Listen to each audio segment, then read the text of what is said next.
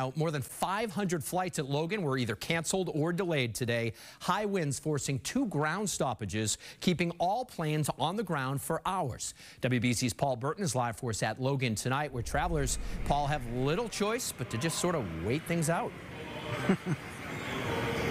That's right. Things are very busy here at Logan Airport. A lot of delays and cancellations, frustrating travelers trying to get to their destinations. Delayed and canceled flights mean tired and frustrated travelers. On Monday, the heavy winds and rain grounded hundreds of flights at Logan Airport. We're stuck here in Boston with cold weather clothes in our bag, ready for hot Aruba. Nikisha Matheson was all set to head to Aruba with her husband since 10 this morning, but now their flight has been canceled. There's no accommodations, no hotel, no food voucher, no nothing. We're losing money from our hotel in Aruba. We couldn't, it's prepaid.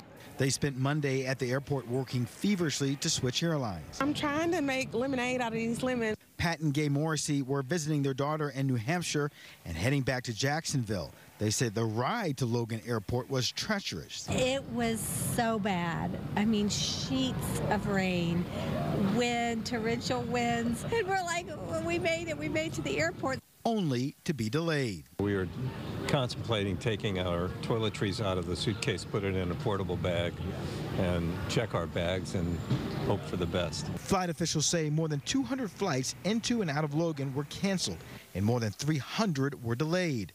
Deborah Taylor's Southwest flight to Denver was also canceled. Pain in the neck because, you know, I have things that I'm supposed to be doing in Denver tomorrow. The commitments, life goes on.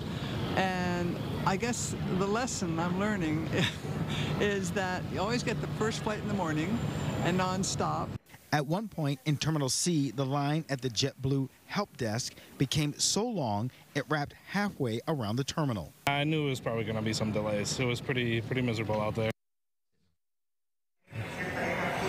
And things are getting back to a sense of normalcy. Flights are taking off and travelers are finally getting to where they need to be. Live at Logan Airport, I'm Paul Burton, WBZ News. Feeling very relieved. Paul, thank you.